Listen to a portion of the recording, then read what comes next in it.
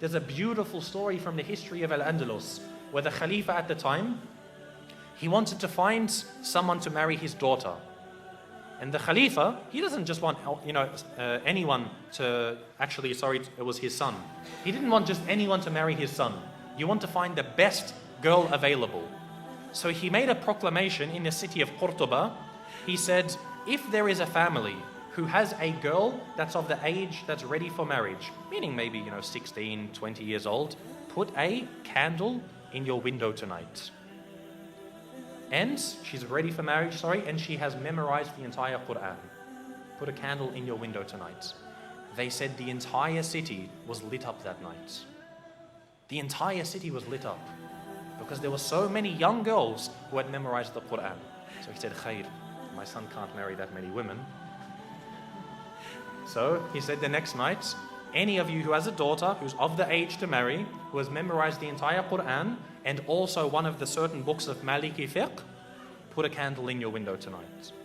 It was said again that night, not as much as the night before, but almost again the whole city was lit up by candles. I would dare to say that if we were to ask about our entire ummah today, to have one girl who's of the age to get married, who has memorized the entire Quran and one of the books of Maliki fiqh, khalas, any book of fiqh, we would not have a single candle in our windows tonight. This shows the state of the ummah. And this is a sign that we see when our women are educated, the ummah is strong. For the men to be educated, khalas, men are always going to be educated. They're always going to be needed. You're always going to need an imam. But the true test for the ummah is when the women are educated. You see today, most of our women, some parts of the world, the women can't even go into the masjids.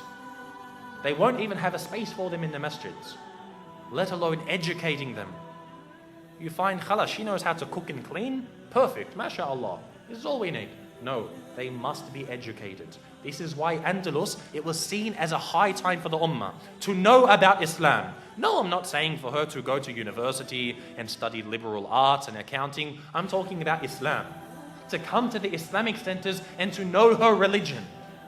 We must have this because she is the one who is going to raise a nation. The husband, the father isn't there to raise the children. The mother is. If she doesn't know about her religion, what is she going to pass on? This shows how healthy we are. And the reality is, in ummah today, we are very sick. The women know nothing about Islam and our men are very uneducated. So we have to turn this around.